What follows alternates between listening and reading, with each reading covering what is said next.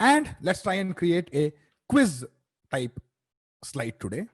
A quiz is basically just like make a choice page, except in this slide type, you will have an option to the audience to answer faster, get more points, have a leaderboard, display that, and all of that. Okay, so we'll create a quiz from scratch now in the order that it is best advised to create. I'm going to add a slide. And in this slide, I'm going to select the type as what's your name. I click on what's your name, verify that it is black and it has been selected. Sometimes when you see nothing has visually changed on the screen, it is best to go back and check if it has actually changed or not. You might have clicked outside somewhere, to be careful. Once I come to the text again, I am going to say, what is your name? I'm going to do this. I'm going to get rid of the subheading and just leave it at this. What will happen now is that your audience will now be allowed to type a name that identifies them. An icon is going to be assigned to them. Usually when somebody logs into guest.dexter.io, a fun little name which contains an adjective and an animal, and the icon of that animal is assigned to them as their avatar.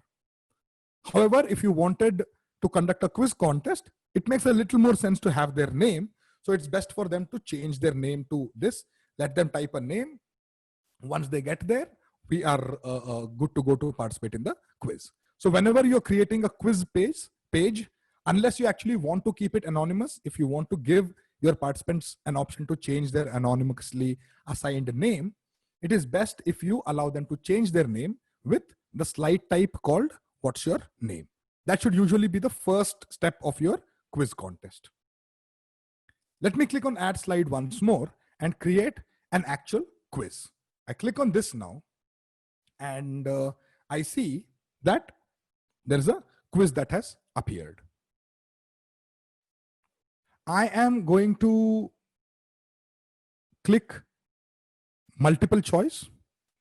And if you see, instantly, there's a big button that says start quiz. That is your indication that this is a quiz style page. Let me in here ask a question. Okay. And that question is, what is your choice? Obviously, you are going to create much more meaningful questions that make sense here. Okay. I am going to get rid of this subheading and I'm going to click on add. Once again, this is very much like a bullet. I'm going to say red color as one option. I'm going to say green color as a second option. And I am going to say blue color as the third option. Obviously, there is nothing right or wrong about any of these colors. So let me make this a little more meaningful then.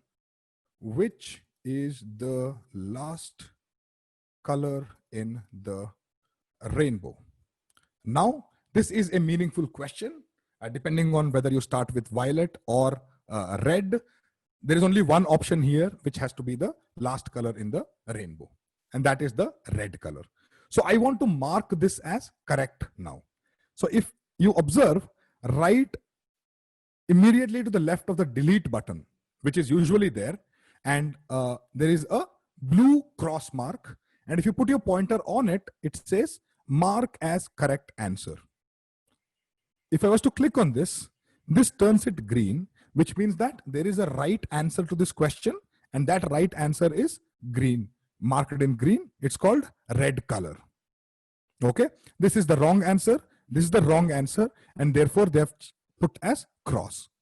Assume there were two correct answers possible to this. Violet is one way of looking at it as the last one. So if I was to click outside of that, update that to violet, I can click on this. Whether they select either red color or violet color, the participants are going to be marked as correct, and green color is going to be marked as wrong. So this is how you create the quiz, except there is one final step to do in this, and that final step is to click on more, and once again, select how you want to visualize the data. Do you want to do a column chart or a pie chart. I always like column chart, so I pick column chart. The second thing you have to do here is you want to select how much time you want to assign for your participant.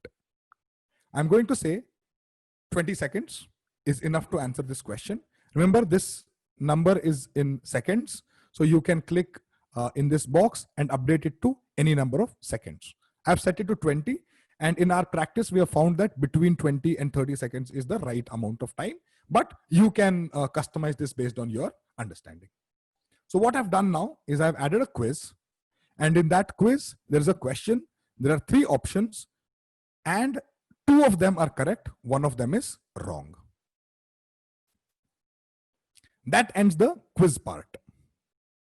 Let me add slide and introduce one final missing piece in the puzzle to make the quiz more interesting. And that part is called the leaderboard. I select the latest added slide. I go to type and I see that there is a leaderboard button here in blue. I click on the leaderboard. I go here and change it to leaderboard, add a subheading if I need one, and say something like, these are the current standings, and we are good to go. So basically, people come and enter their name. People take a quiz by pressing it on their phone. And once they have done, depending on how fast and how correct they have answered, they'll be allocated marks between 1000 and 1200 points. 1000 is the marks for correct answer, and between 0 and 200, depending on how fast you answered. So at most, you can score 1200 points. Once you've got that sorted, we have finally got the leaderboard, which is going to show the names of all the people and their standings in the leaderboard. This combination of what's your name, quiz, and leaderboard completes the quiz portion of the Dexter demonstration. One thing you can keep in mind is you can add as many questions as you want, one after the other. Let people take that quiz and answer as many questions as they want. You can keep finally a leaderboard and say, okay, after 5 questions being answered, this is the current standings. You can take a small break from the quiz, do a little more of the session, come back and create yet another quiz with 2-3 more questions and add yet another leaderboard. And this time, the second leaderboard is going to show them marks, including all the previous points as well. That is the leaderboard style page. And in combination with quiz, it works really well in creating an interactive quiz. In quiz, remember though, after you have done these, do not forget to click on more and select a chart type and quiz time. If you miss any one of these, the quiz is not going to function. If you set it to 0, it is going to start and end immediately. And if you have a chart type which has not been selected, the final results will not be able to be visualized. So heading, subheading, add the options, pick one that marks it as right, or tick again and mark it as wrong. Go to more, select chart type, enter quiz time in seconds, and you are good to go. Place the what is your name and leaderboard before and after the quiz, and you've got a solid system of quiz contest. And if you spread this across, you've got a tournament. That completes the 3 types of slides